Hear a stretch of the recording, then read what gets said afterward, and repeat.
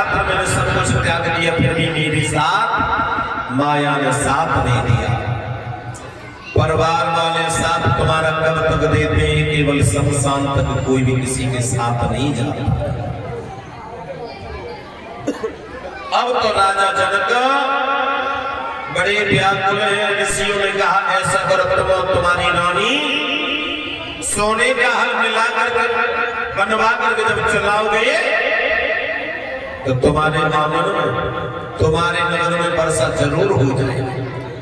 तो राजा जनक ने ऋषियों के कहने पर क्या किया, एक सोने का हल बनवाया और हल बनवाने के बाद आधी रात के वक्त पर चलाने को चले। लेकिन मैंने देखा है अब तो नहीं हल चलाए जाते। पहले के हमारी बुजुर्ग माताएं आधी रात के वक्त पर जब सूखा पड़ती थी उस समय हल चलाया करती थी पूरे भाई साहब। अब तो नहीं चलाया जाता है। पहले जब सूखा पड़ती थी तो हमारे बुजुर्ग माताएं रात में हल चलाने को जाया करते जाते थे। क्या झूठ बोल रहे हो? अच्छा जा रहा है। लेकिन अब किसी से कहा जाए कि चलो रात में हल चला लो तो चली जाए, नहीं कोई जाए। लेकिन उस समय राजा जनक अपनी रानी सुनैना को लेकर के चले हैं।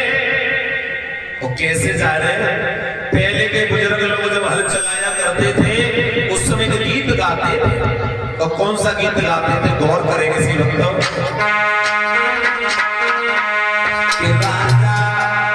कि राजा जनक बने हर ये तो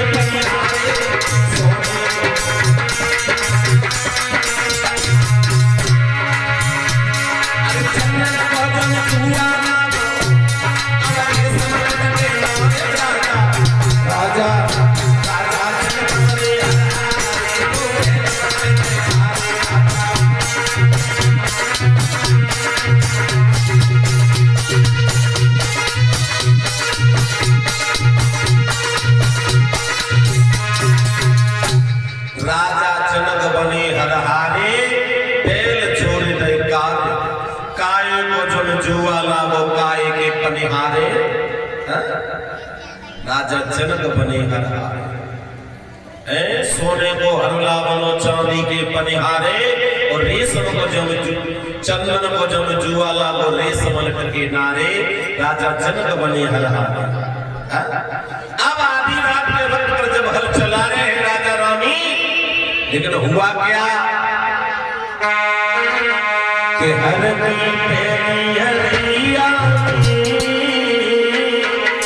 और हरैया में अरे सीता निकली मलैया, सीता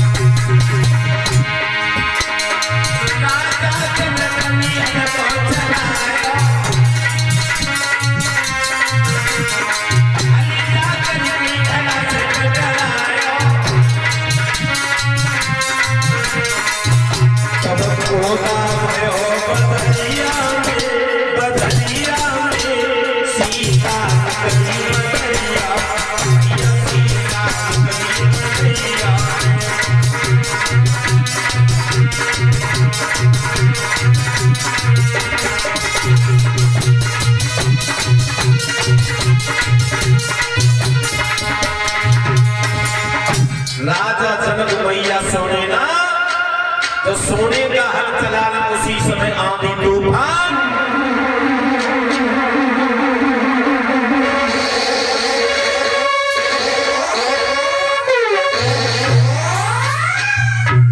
राजा जनक बड़े खुश हुए अपनी रानी को लेकर के।